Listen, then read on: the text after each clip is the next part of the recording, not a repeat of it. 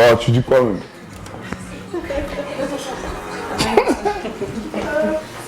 Voilà, comme ça c'est ma mère. Ok, bonsoir. Voilà, c'est ma mère. Ça c'est mon tonton. Ok. Et puis bon, voilà, mais ça c'est ma soeur. Ça c'est ma soeur. Et ça c'est mes petits. Son numéro et nièce. Mesdames, Messieurs, bonsoir. Les maîtres du jeu Vive la CAN continue l'aventure après le Sénégal, cap sur la Côte d'Ivoire via la France.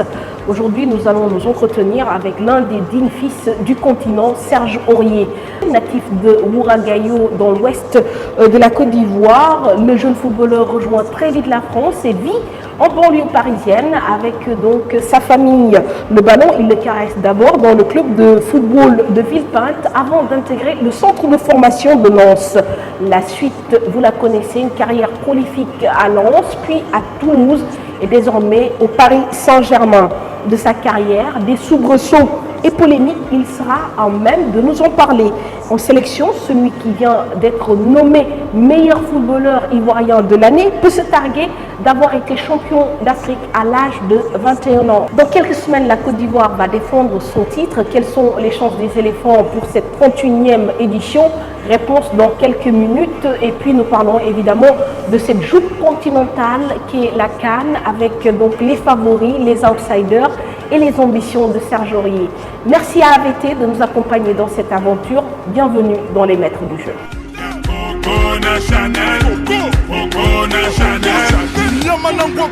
Je contrôle la maison, apprécie mon parcours. Sale petit coquin des cocus. Quand elle m'a vu, elle t'a plaqué. Fais les camos, pour de crocos sur la chaussée. Je suis congolais, tu vois, je veux dire. Normatisé, maître Gims m'a convoitisé.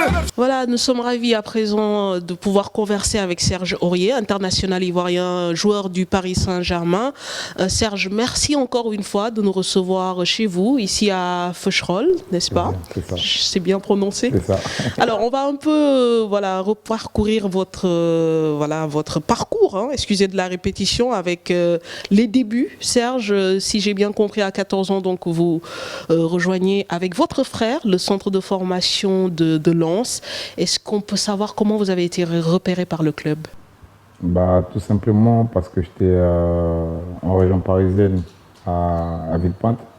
On a joué un peu à Sevran, à l'Olympique de Sevran, mais bon, c'était juste comme ça pour s'amuser avec mon frère qui était lui inscrit et moi j'étais juste là pour je l'accompagnais des fois et puis je m'amusais aussi. J'étais pas trop chaud pour m'inscrire. Et tout a commencé quand on est parti à Villepinte, où on a voulu s'inscrire ensemble avec un groupe de potes. On était au moins 5-6 qui étaient dans le même quartier. On a appris qu'il y avait des détections à Villepinte pour les 13 ans. Les 13 ans. Donc on est partis tous ensemble avec un groupe de potes. On a tous été pris. Et puis voilà, ce qui nous encourageait, c'est qu'on venait du même quartier. Bonsoir d'abord. Moi, c'est Marie-Irène Zagadou. Je suis la mère à Serge Aurier. Bonjour. Comment vous appelez-vous? Je suis Allo, c'est mon neveu. Je suis Belinda Zaïbo. Je suis la petite cousine de Serge, sa petite sœur. J'étais vraiment d'accord. Parce que moi, c'est ma passion aussi, le football. Ah oui? Oui. Comment ça se fait? Vous aimez le football? Moi, j'aime vraiment le sport. Quand j'étais plus jeune, je faisais tout ce qui est sport. Ouais. Donc, moi, j'ai toujours aimé que l'un de mes fils même soit footballeur. Quand on était plus jeune, petit au pays, il jouait tout le temps dehors. Donc, on savait déjà que ça allait devenir un bon choix. Déjà, il était à Villepinte. Déjà même à Sévran, il était en train de jouer dans la cour avec ses amis.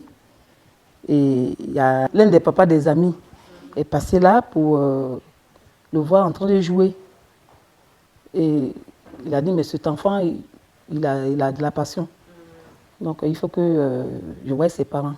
C'est comme ça que le monsieur est venu voir le père à Serge. Et il lui a dit, mais votre fils, c'est un talent. Je l'ai vu jouer Je crois au niveau de Lens et Toulouse. Déjà quand moi j'arrivais, je suis déjà sur la France, je jouais déjà à Toulouse. Je suis allée le voir parce qu'ils étaient deux, lui et son frère. Donc j'allais souvent les voir, les week-ends je partais. Quand j'ai un bout de temps, je partais les chercher, on les ramenait parce qu'ils étaient tout petits. Au début, ils étaient tout petits, il y a l'autre qui avait 12 ans et 10 ans, et lui, il avait 11 ans. Donc il fallait aller les accompagner, les ramener, les accompagner, et tous les week-ends. Et après, bon, ça a évolué. Et un matin, il me dit, maman, je dois faire ma première signature, il faut que tu sois là. Serge Aurier, c'est un bon défenseur, il est physique, moi il est physique, il est rapide. C'est un joueur qui est polyvalent. Alors, quel souvenir gardez-vous un peu du centre de formation? J'imagine qu'en tant que jeune de banlieue, ça ne devait pas être facile. Qu'est-ce qui vous a motivé? L'envie de réussir, l'envie d'être fort très vite, surtout quand on est un peu éloigné de la famille? Ouais, c'est vrai que ça n'a pas été facile pour moi. Quand j'ai quitté la région parisienne pour aller dans le nord, à Lens, c'était pas facile. C'est vrai que j'avais laissé toute ma famille ici, tous mes amis ici, donc c'était un peu difficile. Je ne vous cache pas qu'au bout d'un mois ou deux, j'avais craqué, je voulais rentrer. Mais bon, j'avais des entraîneurs, des éducateurs qui m'ont fait comprendre que j'avais, on va dire, un peu de talent quand même pour essayer quelque chose, même si ce n'était pas sûr qu'à l'avenir ça allait donner quelque chose. Mais ils m'ont fait comprendre en gros que j'avais un potentiel pour m'exprimer. Et puis voilà, ça m'a donné envie de rester. Et puis j'ai commencé à faire mes gammes. Et puis petit à petit, j'ai commencé à m'intégrer dans ce nouveau monde qui était un truc nouveau pour moi. Parce que voilà, je viens de banlieue, je vais dans un centre de formation, c'est un peu plus familial, où il y a des gens que je ne connais pas, mais vous êtes toujours ensemble. C'était un grand changement pour moi, mais j'ai réussi à m'intégrer, même si ça n'a pas été facile. Alors, avec Lens, on rappelle quand même vos gammes, justement. Vous êtes vice-champion chez les moins de 16 ans, champion chez les moins de 18 ans, capitaine de l'équipe réserve, et vous signez votre premier contrat en juin 2009. Alors, comme ça, vous avez été capitaine dans une équipe, un parcours sans faute, dirait-on. Cela ne détonne-t-il pas un peu de l'image que vous renvoyez actuellement? Moi, j'ai toujours été exemplaire dans les catégories de jeunes.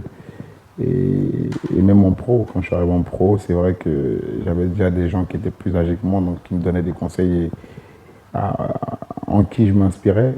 Mais oui, en jeune, j'ai toujours été exemplaire sur le terrain. On me considérait un peu comme un leader dans le vestiaire, dans le groupe. Et puis les éducateurs que j'ai eus m'ont toujours donné cette confiance-là. Donc j'ai été capitaine en réserve, en CFA, avec des joueurs qui étaient plus âgés que vous. Mais qu'est-ce qui faisait justement que vous étiez un leader naturel? Parce que je suis quelqu'un qui n'aime pas perdre. C'est ça, c'est ce qui ressortait souvent dans les discussions avec mes éducateurs, c'est qu'ils voyaient en moi que je n'aimais pas la défaite. J'étais toujours, même quand c'était un entraînement, j'avais toujours envie de gagner. Parce que c'était aussi un truc qui était en moi. Serge, d'où vous vient cette rage? C'est par rapport à votre enfance? C'est quoi? Ou c'est vraiment quelque chose qui vous est inné? Non, je pense que c'est quelque chose qui est en moi. Aujourd'hui, je ne peux pas vous expliquer comment... Vous n'avez pas vécu une enfance difficile? Non, comme tout jeune Africain, avec la famille africaine, j'ai beaucoup on va dire, je suis très famille. Un enfant qui est sage et qui aime beaucoup ses amis, qui aime tout le monde, qui a la main même sur le cœur. C'est quelqu'un qui aime la famille, qui aime tout le monde. En fait, Serge, c'est un garçon qui a la main sur le cœur, c'est un garçon...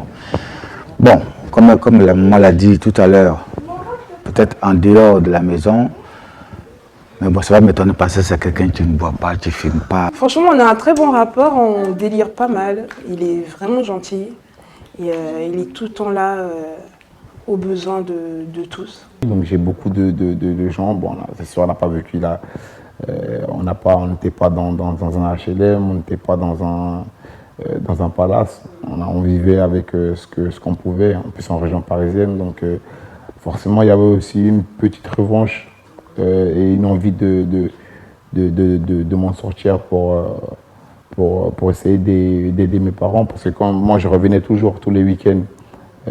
Après les matchs, on avait un jour ou deux, je revenais sur Paris. Et puis voilà, je fréquentais aussi mes amis.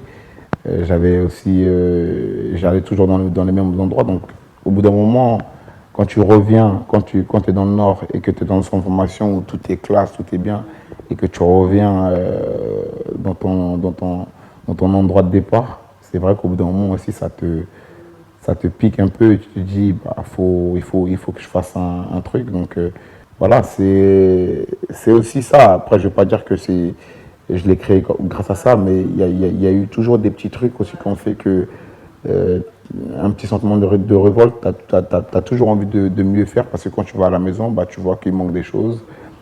Tu vois que tu vis pas comme ça. On va continuer un peu à parler de cette carrière. Donc, premier contrat pro, Serge, en 2009. Dans la foulée, vous faites une saison avec Lens, donc 2009-2010, et vous obtenez d'ailleurs la Gaillette d'Or. Donc, la Gaillette d'Or, c'est donc ce trophée qui récompense le meilleur jeune lensois de l'année. Et puis, à partir de là, les choses vont aller très vite. Oui, non, c'est vrai. La Gaillette d'Or, c'est quelque chose qu'on rêvait tous d'avoir quand on était au centre. Ah bon? Oui, parce que c'était un truc spécial. C'était quelque chose, c'est une bonne récompense. Parce que dans un centre de formation, il faut comprendre qu'on est au moins une soixantaine de jeunes qui viennent de partout pour se confronter à une réalité qui est le foot. Et puis parmi tout ça, tu vois des gens qui sont meilleurs que toi. Tu vois des gens qui sont déjà en avance sur certains. Et puis voilà, on va dire que c'est un challenge. C'est-à-dire on sort de notre banlieue pour aller en centre de formation, mais arrivé là-bas, il y a déjà des gens qui sont là, et qui sont là depuis longtemps, qui sont déjà très très forts, qui sont déjà... Moi je me souviens quand je suis arrivé, les exercices à l'entraînement, je n'arrivais pas à les faire. Parce que les gens se moquaient un peu de moi, parce que ils me disaient mais il est perdu. Et donc quand je vois la différence, tu te dis en fait il y a un monde entre où je suis et où eux ils sont. Donc c'était un challenge. Ça veut dire tous les jours, il fallait être le meilleur. Et la Gaillette d'Or, j'ai été, parce que c'est des soirées organisées chaque fin d'année. Il y avait des catégories, il y avait l'équipe type de l'année en jeune, du gardien jusqu'à l'attaquant, il y avait l'entraîneur. Et après, il y avait le joueur. Il était dans l'équipe type, mais après il y avait le joueur, le meilleur de l'équipe type, le meilleur de son formation. Et chaque année, on allait à cette cérémonie-là, on voyait des potes à nous, des gens qui étaient plus âgés que nous, pour nous aussi d'aller le chercher ce trophée-là. Alors Serge, parlons quand même du poste de latéral. Pourquoi ce choix? Est-ce que c'est à ce poste-là que vous avez démarré, même au centre de formation? Bah justement. Franchement, c'est un poste où j'ai commencé à jouer quand j'ai commencé à m'entraîner avec les pros. Je crois qu'il y avait un manque, il y avait un joueur qui était suspendu.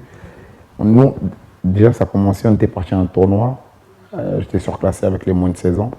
Et c'était la meilleure génération la génération 91, c'était la meilleure génération du centre de formation. Et on appelait la génération dorée, donc moi j'étais avec eux, mais je ne jouais pas. C'est-à-dire que je suis parti à un tournoi avec eux, et bon, je ne jouais pas, il y avait des matchs qui passaient, je ne jouais pas.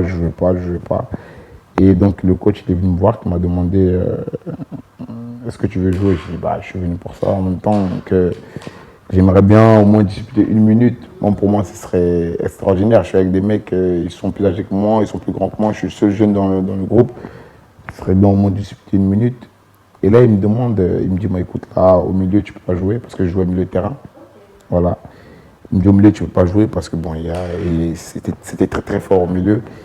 Et il me dit, écoute, je vais changer, peut-être que je vais te mettre à droite. Je vais mettre latéral droit parce que lui, il est un peu fatigué. Il a joué tous les matchs depuis le début. Donc, voilà, je vais te faire jouer là le prochain match parce qu'on était éliminé, on n'avait plus rien à jouer. Et donc, il me met là contre Strasbourg, je me souviens, en jeune. Et puis voilà, je suis bon. je fais un bon match, bon, avec un sentiment de montrer aussi que je suis là et j'ai pas joué, mais bon, je suis là. Donc ça veut dire que c'était un poste que je connaissais pas. Et depuis ce match-là, je l'ai connu. Après, quand je suis rentré, j'ai eu la chance d'avoir des coachs comme Eric Sipura, qui était latéral droit de formation et puis qui a joué toute sa carrière à Lens en étant latéral droit. Je l'avais en 18 ans, donc c'est lui qui est venu me voir avec le coach Eric Assadorian. Il est venu me voir pour me dire, écoute, nous on pense que l'année prochaine avec nous, il faut que tu joues à ce poste-là parce qu'on a vu ton match et puis on pense que tu peux faire quelque chose là. Bon, moi au début, je n'étais pas content. C'est vrai que j'ai boudé pendant des semaines et des semaines. Et puis le championnat il commence et puis je commence là. Et puis bah, je continue à faire mes matchs, ils sont satisfaits. J'étais un peu énervé parce que je ne voulais pas jouer là, à la base. Mais quand je joue, je suis bon et je leur donne encore plus raison. Donc au bout d'un moment, je me suis dit, bon, je vais jouer là. Je les faisais comprendre, je leur ai dit clairement, je vais jouer là. Mais des fois, pour me faire un peu plaisir, j'aimerais bien, voilà, des fois des matchs ou quoi, faites-moi jouer au milieu. Et ils me disaient ça, mais ils l'ont jamais fait. Ce qu'on a tendance à oublier, Serge, c'est que vous avez quand même joué en Ligue 2 avec Lens. Parce qu'il y a eu une année, Lens est descendu. Et il y avait plein de clubs qui étaient sur vous, qui voulaient vous prendre. Et vous avez décidé quand même de rester avec le club des 100 et or. Pourquoi? Moi, vous savez, moi je suis assez fidèle. Je suis quelqu'un de fidèle. Quand j'aime une personne ou quand j'aime quelqu'un par amitié, je suis vraiment fidèle. Et pareil, Lens, ils m'ont tout donné. C'est-à-dire quand je suis arrivé, ils m'ont dit, t'as tout, à toi de jouer.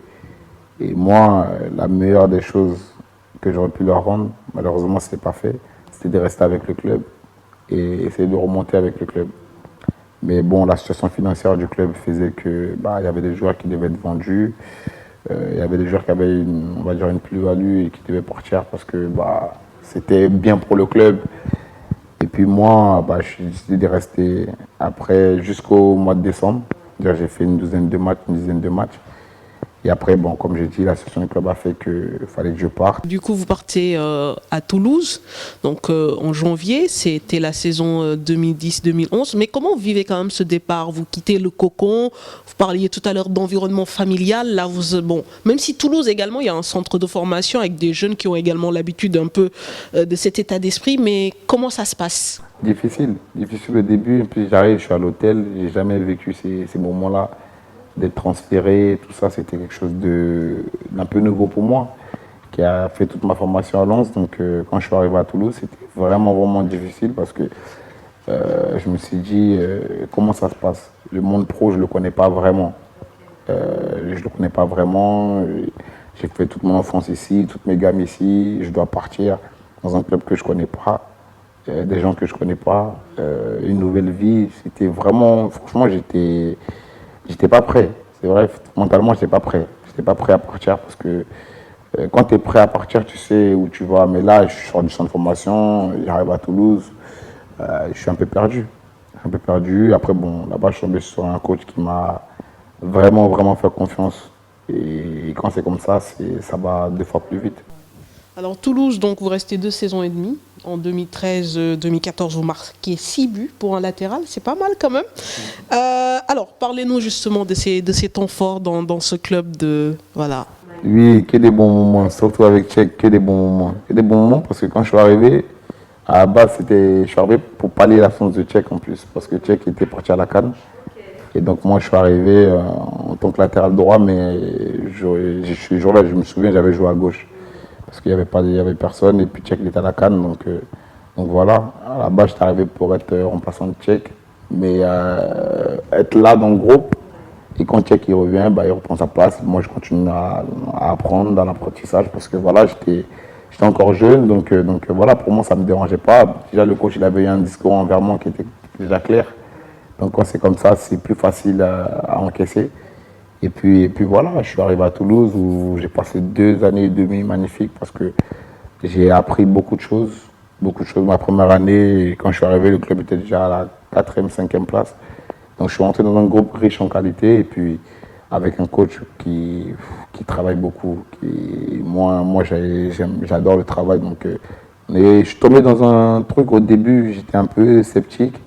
Mais quand je suis arrivé là-bas, avec quelques semaines plus tard, je me suis dit, ouais, je suis arrivé dans un club où je peux travailler et puis progresser. Donc, comme j'ai dit, 2 ans et demi magnifiques, avec un coach qui me fait confiance, avec des partenaires comme Tchèque, Moussa, etc., Sissoko, qui me mettent à l'aise, qui m'invitent à différentes activités pour essayer de m'intégrer dans la ville, dans l'équipe. Donc voilà, c'est parti vite là aussi. C'était une bonne transition en fait. Oui. Entre Lens et Paris, il y a eu ce club qui vous a permis aussi de prendre de la bouteille parce que Serge Aurier commence à se faire vraiment connaître à travers aussi le TFC. C'est vrai parce que avant de partir à Toulouse, j'avais des propositions à l'étranger.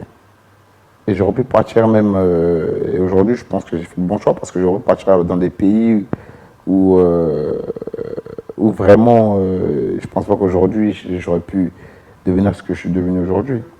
Parce qu'il y a eu des propositions même plus hautes que Toulouse et que moi j'étais prêt à les accepter parce que le club en avait besoin. Et moi je voulais faire plaisir au club, mais je ne pensais pas à moi où j'allais les mettre les pieds. Donc c'est vrai que c'était une situation pour moi qui aurait pu être catastrophique.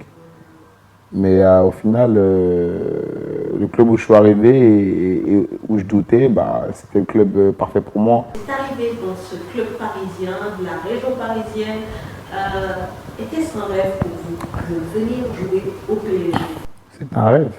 Quand tu es parisien, bien sûr c'est un rêve. C'est un rêve pour tout joueur de la région parisienne de jouer au PSG. Quand j'étais petit, j'avais le choix entre Monaco, entre Rennes, entre Paris et entre Lens.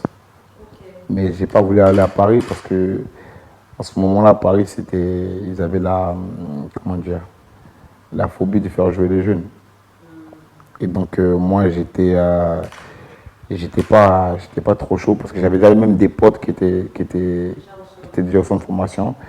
Et quand je parlais avec eux, ils me disaient que c'était bien, mais il n'y avait pas de place pour les jeunes. C'était une fierté pour moi de revenir parce que bon, c'est vrai que je suis parisien, mais j'ai jamais joué à Paris. Donc pour moi, ce challenge-là, c'était un challenge énorme. Donc c'est d'abord sous forme de prêt, avec option d'achat. Et quand vous venez, vous n'êtes pas assuré d'être titulaire. Je crois que les premiers matchs, d'ailleurs, vous ne l'êtes pas. Écoutez, j'ai fait 12 matchs la première année. Ah d'accord, ça fait pas beaucoup. Ça fait pas beaucoup. D'accord. 12 matchs la première année. Où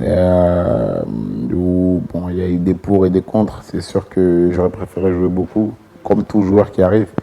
Mais il y avait une équipe en place qui tournait bien.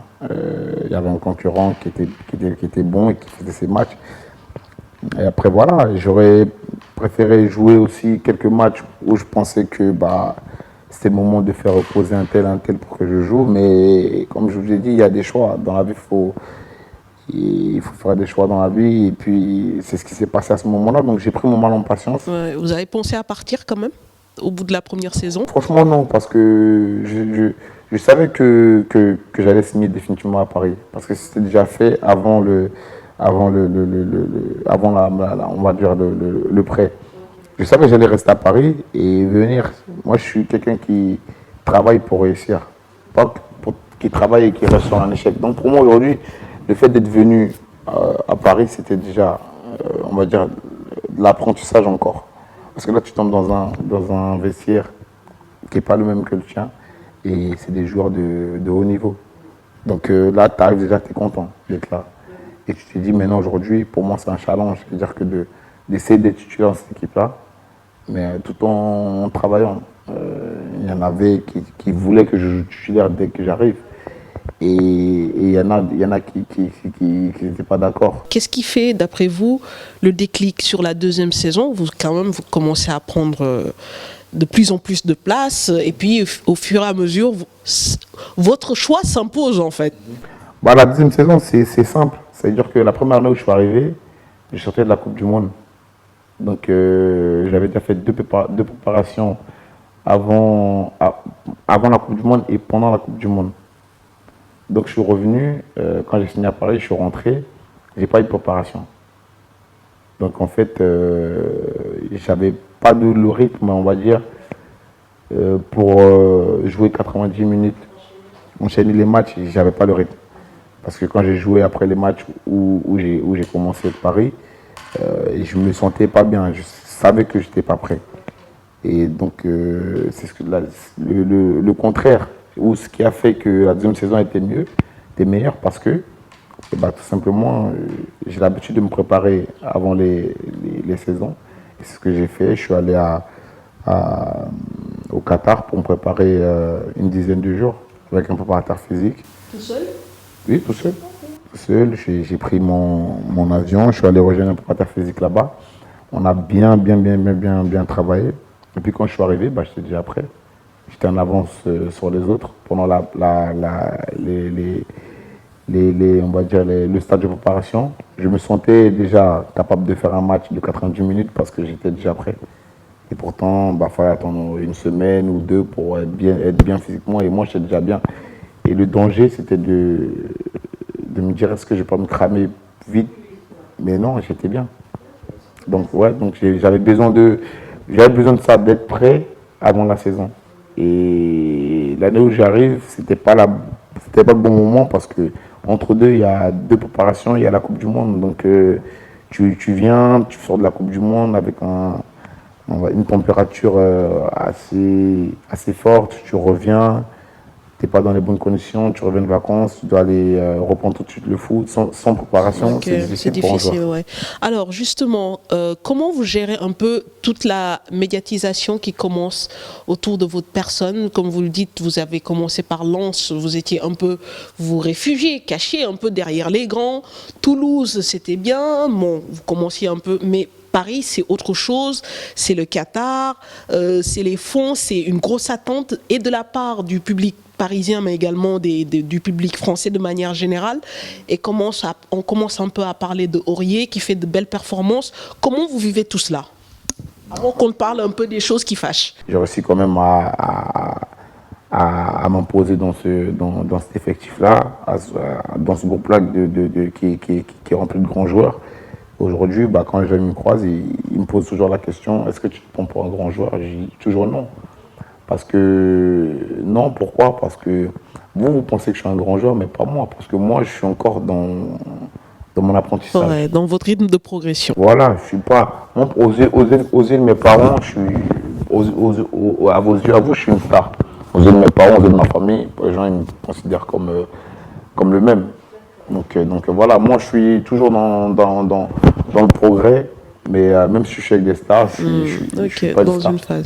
Mais malgré tout, quand même, vous avez un riche déjà palmarès. C'est ce que vous disiez avec Paris, vous avez tout remporté, voilà, tout sur le plan national. Maintenant, les Marseillais vous charrient toujours parce que vous n'avez pas encore gagné cette fameuse coupe aux grandes oreilles. Et cette année, ça va être encore dur, puisqu'en huitième de finale déjà, vous allez affronter le FC Barcelone. Ça va le faire. Ça va le faire, ils ont raison de nous charrier, mais nous on est en train de construire un projet, un grand projet. Aujourd'hui, les clubs qui ont gagné la Ligue des Champions, ils ne l'ont pas fait d'un coup comme ça. Tu peux avoir l'argent que tu veux, les joueurs que tu veux. Il faut autre chose. Il faut de la chance aussi. Et comme nous, à chaque fois, on n'a pas eu des tirages faciles, on est toujours tombé face à des très grands. Donc, il faut la chance du tirage et puis il faut une équipe pas seulement de qualité mais qui a le mental pour surmonter tout. Aujourd'hui, on joue contre le Barça. Ouais. Contre le Barça, on sait que c'est les meilleurs joueurs au monde. Il faut autre chose que la qualité pour aller chercher un résultat. C'est maintenant qu'il faut commencer à se forger. Il ne faut pas avoir peur de que ce soit. Je pense que sur un match, tout peut arriver.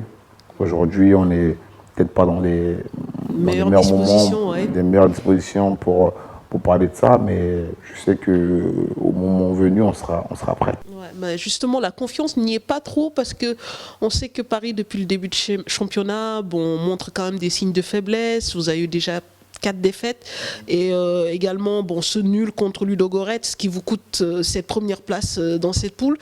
Qu'est-ce qui se passe au sein du groupe parisien? Pas grand-chose. Pas grand-chose. Ah oui, dommage. Non, pas grand-chose. Sincèrement, pas grand-chose parce que Il faut comprendre aussi qu'on a une année de transition. Il y a eu un changement d'entraîneur. Et puis, c'est d'autres personnes qui emmènent d'autres idées aussi. Ils emmènent une autre expérience. Donc ça veut dire que nous aussi, on est dans l'attente, on est dans l'apprentissage. Aujourd'hui, on ne peut pas dire qu'on a gardé le même effectif, à part 2-3 joueurs qui sont arrivés. Mais le problème, c'est qu'il y a des joueurs qui sont partis aussi, qui étaient importants pour nous, il ne faut pas l'oublier. Donc voilà, on est dans une année où, pour l'instant, on est en train de se jauger, on essaie de trouver le bon rythme, le bon moment. Mais moi, je ne suis pas inquiet. Je ne suis pas inquiet parce que je connais le groupe, je connais les gars. Je sais qu'au bout d'un moment, quand ça va tourner, après, on ne pourra plus nous arrêter. Je sais. Ce qui arrive là, c'est ça. C'est que pour l'instant, c'est un nouveau coach. Tout le monde attend plus de lui. Mais nous, on est satisfait du travail qu'on fait. Parce qu'aujourd'hui, on bosse plus, on travaille plus, on est dans un truc un peu plus gros qu'avant. Avant, on pouvait compter sur 1 ou 2 joueurs, des fois, pour faire la différence. Aujourd'hui, on sait qu'on est tous... Et moi, je suis content que ça arrive maintenant, parce que c'est là qu'on aura besoin de tout le monde. Et c'est là qu'il faut se forger un autre mental pour être ensemble. Et là, cette année, j'aime bien le groupe, parce que cette année, on est vraiment solidaires. Même dans la défaite, tu vois qu'il y a des messages qui passent, qui font passer des messages, mais tu sais que c'est des messages d'énervement du moment, du moment que d'énervement de chaque équipier. Et puis voilà, et ça arrive dans un vestiaire de se prendre la tête sur un match ou deux, de dire les gars n'ont pas fait ça, il y en a qui n'est pas content, et ça arrive dans tous les vestiaires. Et quand ça apparaît, c'est plus grand. Parce que Paris est plus médiatisé. Alors, Serge Aurier, justement, parlons un peu de vous et de Paris. C'est cette image de bad boy qui vous colle à la peau depuis quelque temps. Réellement, vous êtes un bad boy, Serge? J'ai eu des moments difficiles et qui sont arrivés, on va dire... Successivement, oui. Voilà. Honnêtement, est-ce que vous n'avez pas sous-estimé la portée de ce que ce genre de médias, de réseaux sociaux pouvait avoir? Peut-être que les gens aussi ne savaient pas que l'application, je ne la connaissais plus. C'est ça le problème. C'est-à-dire que je suis assez intelligent et assez réfléchi pour aller me mettre sur un réseau et parler de mes coéquipiers et de mon entraîneur. Si je sais que ce réseau-là va me coûter quelque chose après, en plus, surtout dans un moment où on prépare un match important, c'est que vraiment j'ai rien compris à la vie. Mais ce que les gens ne savent pas aujourd'hui, c'est que je ne connais pas l'application. C'est-à-dire que l'application vient de sortir, je reçois un texto, il y a une nouvelle application, comme toujours, il y en a quelqu'un qui sort, mais tu veux tester, et c'était ça. C'est-à-dire moi le danger, je ne le connaissais pas. Je ne savais pas que c'était un direct, je ne savais pas que c'était un truc qui allait passer partout, je ne savais pas. Mais si je savais très bien, je ne suis pas fou. Je ne suis pas fou pour le mettre à la télé et dire les choses. Bien sûr. Donc, comme j'ai dit, c'est des erreurs. Mais pas des erreurs qui sont faites exprès. C'est des erreurs, on va dire, qui malheureusement aujourd'hui ont entaché mon image, mais c'est des erreurs, on va dire, bêtes, mais qui ne sont pas, on va dire... intentionnelles. Voilà. J'ai vécu très mal. Je l'ai vécu, mais très mal. Et je l'ai soutenu. Je l'ai vécu très mal parce que les médias faisaient beaucoup. Et ça m'a vraiment fait de la peine. Ça m'a vraiment fait de la peine parce que cet enfant, c'est pas un enfant qui dit des trucs n'importe comment. Il parle pas n'importe comment. Moi, je l'ai pas connu comme ça. Peut-être que dans leur milieu de jeunes, peut-être que ça se passe comme ça, mais moi, avec moi, j'ai jamais vu ça. Donc quand j'ai vu ce truc, ça m'a vraiment fait de la peine, quoi. Parce que j'étais en route, même quand on m'a annoncé ça. Je venais même chez lui quand on m'a annoncé.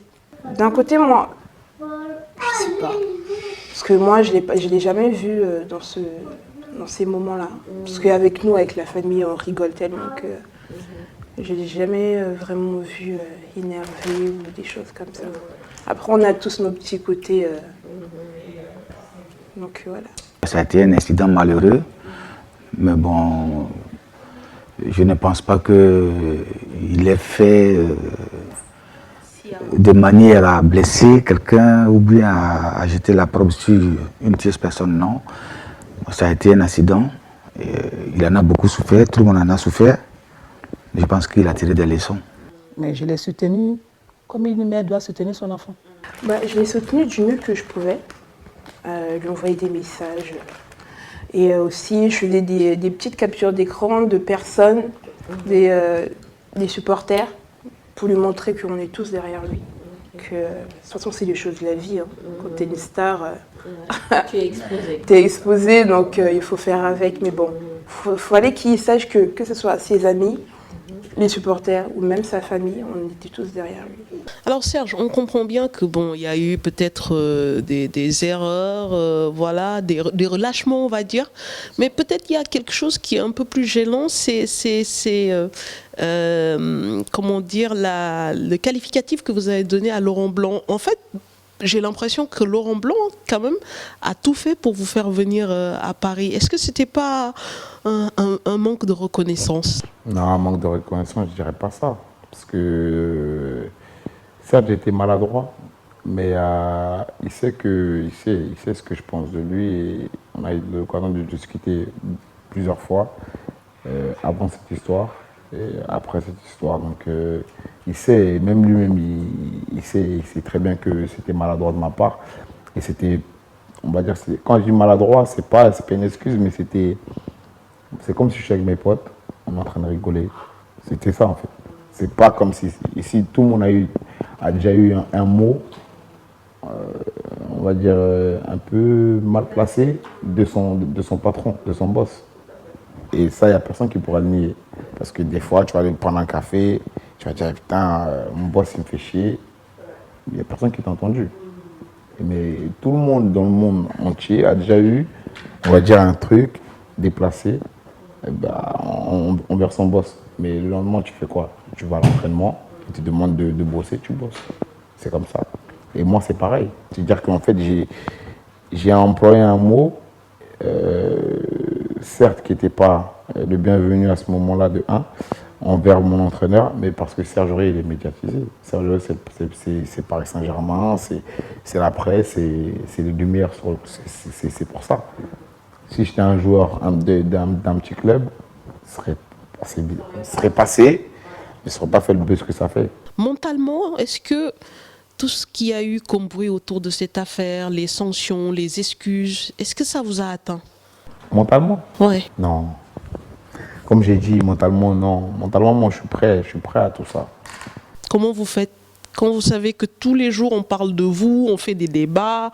Je sais pourquoi, parce que j'ai des gens autour de moi qui sont dans le foot, qui suivent le foot. J'ai des amis qui sont dans le foot, des fois qui m'envoient des liens pour rigoler. Moi, je clique, je rigole. Donc voilà, je sais. Même sans, il n'y a aucun joueur sur cette terre. Je sais qu'il y a beaucoup de joueurs qui ne lisent pas la presse, mais il y a des choses qui reviennent à leurs oreilles sans qu'ils le sachent. Et ces choses-là, ce n'est pas des blablas, c'est la vérité souvent. Donc c'est souvent un proche, c'est souvent quelqu'un qui connaît un de tes proches qui va l'envoyer.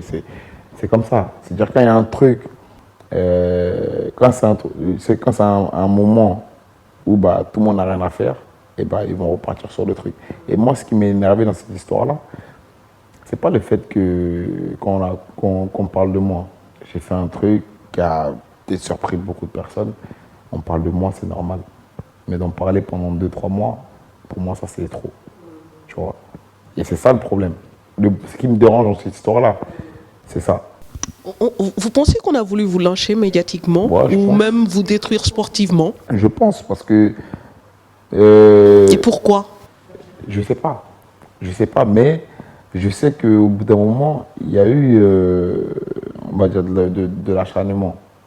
Ça, aujourd'hui, moi, je vais vous dire la vérité, il y a des mecs ils n'ont jamais touché un ballon de leur vie. Jamais touché un ballon. Ils ne savent même pas c'est quoi le foot. Et aujourd'hui, comme ils sont journalistes, il faut qu'ils vendent, donc ils vont dire des choses pour eux qui est normal. Mais ils ne connaissent pas la vie d'un footballeur. Ils ne connaissent pas ce que le mec vit au quotidien. Ils ne connaissent pas comment ils se lèvent le matin pour aller à l'entraînement, comment ils se forgent un mental pour réussir. Ils ne savent pas tout ça. Mais écrire un truc pour des quelqu'un aujourd'hui, c'est facile. Je fais mon boulot. Je suis journaliste, je fais mon boulot. Si j'ai envie d'écrire ça, je vais écrire ça. Et je m'en fous de ce que lui pense. Je m'en fous de ce qu'il va ressentir. Donc, du coup, vous arrivez quand même à vous vider la tête, par exemple, sur l'histoire du refus de visa en Angleterre. Ça, quand même, votre club vous a soutenu, le PSG Mais mon club m'a toujours soutenu. Le PSG m'a toujours soutenu, notamment le président m'ont toujours soutenu parce que ils savent tous comment je suis. C'est même pas le fait que, vous savez, aujourd'hui, les gens ils se demandent pourquoi le président il soutient Serge, parce qu'il a fait ci, il a fait ça, normalement il devait être là. Mais les mecs ils ne me soutiennent pas parce que vous écrivez dans les journaux, il faut qu'il dégage du PSG, il faut qu'on le vire. Non, ils me soutiennent par rapport, ils savent que je suis une bonne personne. Ils n'ont pas l'image c'est pas l'image que vous voulez avoir de moi, c'est l'image que eux ils ont de moi. C'est comme ça que tu juges une personne. Tu ne juges pas la personne parce qu'on a dit oui, cette personne n'est pas bien, donc tu n'aimes pas avec lui. Non, il faut que toi, tu côtoies cette personne-là pour savoir si elle était bien ou pas pour toi. Et là, tu fais ton jugement. On est d'accord. Mais là, les gens, en fait, ils sont étonnés et surpris que j'ai le soutien de mes coéquipiers. Et quand ils posent une question sur quelqu'un que je connais, qui parle bien de moi, ils sont surpris. Mais non, ça, c'est les gens avec qui je vis au quotidien. C'est des gens qui me connaissent vraiment. Mais Aurier, a priori, vous n'avez plus envie qu'on vous entende dans ce genre d'histoire, quelle qu'elle soit, que ce soit judiciaire, médiatique, avec les réseaux sociaux, vous allez faire beaucoup plus attention. Mais je fais attention, j'ai toujours fait attention. Dans tout ce que j'ai fait, j'ai toujours fait attention. C'est que là, je suis tombé dans un truc où, tout ce que Dieu fait est bon, comme on dit, il fallait que ça arrive, ça arrivait. Au moins, peut-être ça va me rendre encore plus fort. Pour plus tard. Ça me permet encore de progresser, de travailler encore plus sur moi. Même si, au fond de moi, je sais que ce n'est pas des trucs que je suis amené à faire. Mais c'est arrivé aux yeux de tout le monde. Aujourd'hui, tu peux leur dire ce que tu veux. Ils vont te dire que les preuves sont là. Donc moi, personnellement, mon truc que je fais, c'est de continuer à être comme je suis. Mais en faisant un peu plus attention. Et aujourd'hui, si je fais trop d'attention, je vais rester dans mon truc. Et je vais parler à personne. Et c'est ce qui est arrivé avec la presse française, avec qui je ne parle pas.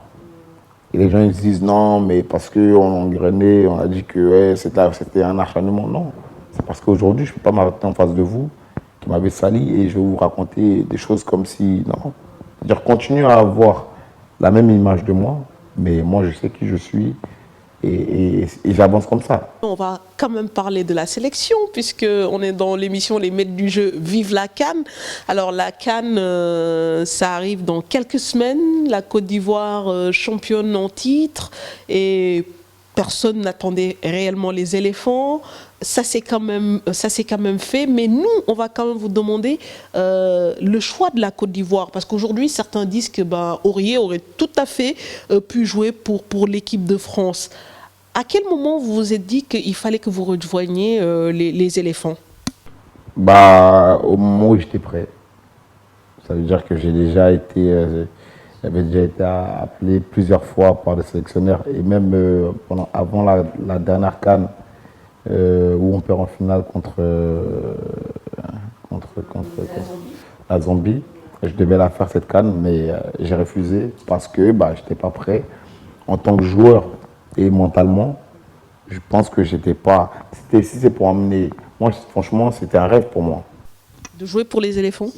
Vous n'étiez pas forcément hésitant parce que vous pensiez aussi... Hésitant si, parce que j'ai fait toute mon enfance en France. Et c'est sûr qu'au bout d'un moment, quand tu vois que tu as la chance de jouer, tu peux jouer pour l'équipe de France et que tu peux jouer pour la Côte d'Ivoire, c'est sûr que tu es hésitant. Parce que tu vois que ce n'est pas la même chose. Dans ta tête, tu réfléchis. Mais c'était un rêve des deux côtés. Pour jouer pour la Côte d'Ivoire comme pour jouer pour la France. C'était un rêve. C'est-à-dire que si, dans ma tête, je n'aurais pas été patient, j'aurais choisi la France. Mais comme j'étais très patient et qu'en plus de ça, j'ai toujours été, on va dire, distant des sélections, c'est-à-dire que voilà, on m'appelait plusieurs fois, je refusais. Des deux côtés? Des deux côtés, ouais. J'ai été appelé en espoir avec la génération, justement avec Tchèque, tout ça. Hein, ben, j'ai pas été. Voilà, j'ai pas été parce que voilà, j'étais pas prêt. Je me disais que j'étais pas prêt pour y aller. Et donc aujourd'hui, mon choix de la Côte d'Ivoire, c'était un truc qui était réfléchi. C'est lequel qui a parlé, hein, donc je ne pouvais pas dire non. Ah, personnellement, c'est une fierté hein, qu'il joue pour nous. Ah oui, je ne le voyais pas jouer autre part. Ça aurait été bizarre qu'il joue pour la France. Franchement, oui. Non, c'est une très grande fierté. Nous étions contents. De toute façon, c'était son choix. Voilà, donc quand il a choisi pour jouer pour la Côte d'Ivoire, nous étions contents. S'il avait aussi choisi pour jouer de la France, ça allait être la même chose. Et puis vous arrivez, votre première grande compétition, c'est une Coupe du Monde. Une Coupe du Monde, c'était un rêve. Ça, c'était un rêve de gosse. Au Brésil en plus, c'était quelque chose de magnifique parce que déjà disputer une Coupe du Monde, c'est grand, mais au Brésil, c'est encore plus grand. Donc voilà, j'étais dans le groupe qui participait à la Coupe du Monde. Franchement, j'ai passé des très grands moments. Passer à ça d'une qualification au 8e de finale. Et ça, c'est mon plus grand regret. Je pense. Ça fait mal. Ça fait mal parce que derrière, tu prends le but et puis tu tues tout un travail que tu as préparé depuis des mois et des mois. Donc voilà, c'est vrai que c'était une déception, une grande, parce que franchement, on n'a pas digéré en Côte d'Ivoire. C'était comme un ouragan qui s'abattait sur une maison. Donc tout le monde était, mais même quand on revenait pour jouer les matchs après, tu sentais qu'il n'y avait pas de bonne ambiance parce que les gens ils venaient pas au stade, ils étaient vraiment, vraiment blessés. Cette équipe nationale de Côte d'Ivoire, elle gagne, donc je le disais, peut-être à la surprise générale, la CAN 2015. À l'époque, c'était pas fameux quand même en match de poule. Je pense que vous aviez le Mali, la Guinée, le Cameroun. Et puis, à partir des quarts de finale, on voit une autre équipe de Côte d'Ivoire. C'est quoi? C'est l'effet Hervé Renard? C'était une prise de conscience des joueurs? Qu'est-ce qui a fait que la Côte d'Ivoire, en 2015, a remporté la Coupe d'Afrique? Il y a eu un peu de tout. Il y a eu beaucoup de... Vous savez, aujourd'hui, les gens ne savent pas, mais il y a eu beaucoup d'embrouilles pendant cette CAN. Mais c'était des embrouilles qui nous ont fait du bien. Parce que peut-être qu'il y a des choses qui ne se disaient pas avant et qui se sont dit à ces moments-là et ça ne plaisait pas forcément à ceux qui n'ont pas l'habitude de l'entendre. Donc il y a eu beaucoup de... Moi, je préfère ça. Je préfère qu'on soit dans un groupe où on se dit les vérités, même s'il faut aller aux mains, mais pour à la fin avoir un truc que tout le monde a envie d'avoir. C'est ça la mentalité d'un groupe. Et c'était pas facile parce que on a eu des préparations difficiles. On arrive à la CAN dans une poule difficile où en plus le dernier match on doit se qualifier, on rencontre un des rivaux qui est le Cameroun. Donc voilà, c'était vraiment une compétition vraiment où il fallait vraiment aller chercher beaucoup d'énergie. Et puis voilà, on a eu aussi la transition. Il y a eu des jeunes qui sont arrivés au bon moment. Je pense à Wilfried Canon, Eric Bailly, qui arrivent au bon moment. Et puis avec un groupe qui est un peu jeune, avec les vieux, les anciens, on a tous ensemble réussi à surmonter ça. Et puis franchement, c'était pas gagné au départ. Cette CAN qui arrive, Serge, vous êtes champion en titre, donc il va falloir défendre quand même ce trophée. Mais en même temps, on sait qu'il y a d'autres équipes, notamment déjà dans votre poule, comme la RD Congo, le Maroc, le Togo. Vos éliminatoires ont été quand même assez difficiles. Vous êtes qualifié lors de la dernière journée, je pense, contre la Sierra Leone. Est-ce que vous pensez que vous allez pouvoir quand même défendre ce titre? Si c'est comme ça qu'on a gagné la CAN. Avec le dernier match, on s'est qualifié lors du dernier match avec des matchs de poules très très difficiles comme là. Donc si c'est ce qui peut si c'est bis repetita, moi je signe tout de suite. Parce que faire sans faute, c'est bien parce que ça donne de la confiance. Et si c'est pour aller sortir au premier tour, c'est difficile. ça gâche un peu tout le travail qui a été fait. Mais après, on sait qu'on est sorti difficilement de cette poule-là jusqu'au dernier match. Et ben, on sait ce qu'il nous faut pour continuer à travailler. Vous savez, ça fait quoi, une dizaine de matchs, on a dû prendre 2 buts. D'accord. Défensivement, donc, ça veut dire que voilà, vous êtes bien. défensivement, on est bien. On essaie avec des joueurs qui quand ils arrivent, bah, ils se transforment. On essaie de garder une bonne base parce qu'aujourd'hui, dans une équipe, la défense, quand une défense ne prend pas de but, c'est sûr qu'à un bout d'un moment, tu marqueras un but. Mais donc voilà, nous on essaie déjà d'être costaud défensivement, c'est ce qui nous réussit très très bien en ce moment. Maintenant après, bon, en attaque, je ne me fais pas de soucis. On a perdu des joueurs majeurs comme Gervinho, qui à tout moment faisait la différence. Mais je sais que voilà, ceux qui vont être appelés feront tout pour pallier cette grande absence. Tout à fait. C'est une nouvelle génération qui arrive là avec la Côte d'Ivoire. Oui, ben Yaya qui annonce sa retraite internationale, Gervinho qui est blessé. Bon, vous avez toujours Boni et Salomon Kalou, mais quand même, quand on regarde à partir du milieu, on voit que c'est une équipe qui commence à se régénérer, quoi. Ouais, mais il reste encore des cadres comme Seredje, Boni, Salomon Kalou. C'est des joueurs qui sont là. Bon, moi, j'ai commencé avec lui quand je suis arrivé en sélection, donc il est un peu... Vous en devenez un aussi. Oui, voilà. on essaye. Donc voilà, il y a Salomon Kalou et Boni qui sont des anciens, vraiment des anciens de ce groupe-là qui restent. Donc voilà, eux aussi qui sont là, ils apportent leur expérience. C'est un groupe qui est en train de se rajeunir petit à petit. Quand on regarde la défense, elle est pratiquement jeune. Au milieu, il y a des jeunes qui arrivent comme Franck Essier, etc. Il y a du monde. Donc on essaie vraiment pas de chasser les anciens, non. De faire avec ceux qui sont là. Et puis, tôt ou tard, ils ne seront plus là. Moi aussi, je ne serai plus là un jour. Donc c'est comme ça, c'est des générations, il faut l'accepter. Et avant, je pense il y a certains qui ne l'acceptaient pas. Et là, aujourd'hui, c'est plus facile de rentrer dans notre groupe parce qu'on a un groupe qui vit bien, qui rigole. Open mind. Voilà. Après, quand c'est sérieux, on est sérieux. Vous avez bien vu le match contre la France. Ouais, justement, j'allais en venir. C'était une très belle prestation voilà, tout le monde des était éléphants. Concentré, tout le monde était, vous avez vu, il y a des jeunes qui sont rentrés, qui ont fait bonne impression, tout ça. Donc voilà, il y a des choses à faire, il y a des bonnes choses à faire. Il faut juste rester concentré à des moments. Mais bon, le groupe, il vit super bien comme ça, donc on va continuer. Très bien. Alors Serge, c'est vrai que je pose beaucoup de questions, mais j'en ai une qui me vient à l'esprit. Est-ce que vous avez eu des idoles parmi les joueurs africains? Ah ouais, moi mes idoles, il y en avait beaucoup. Hein. Il y en avait beaucoup. Il y avait, comment dire, Samuel Eto'o, Didier Drogba, déjà pour moi c'était des exemples de réussite. Même si on ne joue pas le même poste, mais par rapport à ce qu'ils ont fait pour l'Afrique, par rapport à ce qu'ils ont fait pour chaque pays respectif, d'emmener leur pays au plus haut niveau, et pour ça déjà c'est un grand respect pour eux. Après il y a moi j'aime bien Diouf, elle a dit Diouf, moi j'aime trop. Il y avait Titi Camara. Et moi, quand j'étais petit, le Sénégal, c'était mon équipe dans la PlayStation. Hein.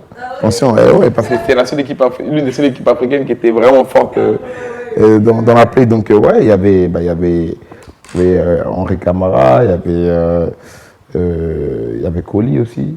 Parce que lui, il jouait à Lens. Donc, c'était, ouais, il y avait Coly, Ferdinand, Bouba Diop, il y a du monde. Et franchement, ça, c'est des exemples parce que c'est des joueurs qui sont un peu dans mon registre, mentalement, sur le terrain, et au niveau du caractère, au niveau de l'envie. C'est ça, qui en veulent, quoi. Voilà. Tout à fait. Moi, je ne vais pas prendre un idole parce que c'est le mec qui met des triplés, qui met des petits ponts. Non, je m'identifie à quelqu'un parce que j'ai envie de devenir comme lui et son caractère, il me plaît parce que c'est des champions, c'est des leaders. Serge, ça a été un énorme plaisir d'échanger avec vous. Merci de nous avoir accordé autant de temps pour parler un peu de vous. C'est vrai qu'il est rare de pouvoir discuter aussi avec ceux qui font la fierté du continent. J'ai toujours l'habitude de le dire, mais on ne saurait également terminer cet entretien sans parler quand même d'un grand frère qui nous a beaucoup aidé pour faciliter justement cette rencontre. C'est Boukari Dramé, international sénégalais qui joue à Atlanta. Ouais, Bouka, c'est comme un frère. C'est un frère. Comme un frère, oui, c'est un frère. Parce que moi, on est un peu issus de la même région, du même quartier. Il habite juste à côté de moi. Donc voilà, c'est quelqu'un que je respecte beaucoup pour sa carrière et pour son cœur. Parce que c'est quelqu'un de bien et puis surtout qui faisait la fierté de notre fierté quand on était plus jeunes et quand il était au Paris Saint-Germain. Quand on le voyait jouer aussi, c'était un exemple, un modèle de réussite pour nous. Donc ça a toujours été quelqu'un avec qui j'ai eu des bons rapports. Qu'est-ce qu'on peut vous souhaiter alors? Écoutez, qu'est-ce qu'on peut me souhaiter? Que des bonnes choses. Que des bonnes choses, que de la réussite. Je pense que je serai amené des fois à être dans le dur, mais que Dieu me donne la force de continuer à avoir ce mental-là. Je pense qu'aujourd'hui, sans ce mental-là, je ne serais pas là où je suis aujourd'hui. Donc, surtout que je peux demander à Dieu, c'est de continuer à me donner cette force. Et puis, de m'améliorer, de faire de moi un homme meilleur tous les jours. Je pense que c'est ça le plus important. Merci en tout cas, merci encore une fois de nous avoir reçus ici. Serge, on vous souhaite une excellente CAN. Et voilà, on dit au revoir aux téléspectateurs de la TFM. C'était donc la grosse et bonne surprise donc, de cette série des maîtres du jeu Vive la CAN. Merci à Hamza Diallo pour la réalisation, la caméra et le son. Excellente soirée. Merci également à AVT, l'agence qui nous a permis justement de nous déplacer de Dakar à Paris pour pouvoir réaliser cette interview avec Serge Aurier. Excellente soirée et à très bientôt. Au revoir. Le football, c'est sa passion. Il n'aime que ça. C'est-à-dire, Serge, puis jouer au football, tu ne lui donnes pas de l'argent, il s'en fout. Franchement, je suis très fière de lui. Vraiment très fière. Il a vraiment évolué sur ses débuts et jusqu'à maintenant. Et je l'encourage dans cette lancée. Qu'il continue, parce qu'il ne faut pas relâcher. Je sais que c'est quelqu'un qui se bat beaucoup. C'est un garçon qui est vraiment déterminé. Il ne relâche rien. Toujours à Paris, je pense pas. Peut-être dans une équipe encore plus, qui pourrait le faire encore beaucoup plus évoluer. Tout ce que moi je lui souhaite, c'est que du bonheur. Que du bonheur. Qu'il soit heureux, partout où il va, qu'il soit heureux, c'est tout. Sergio.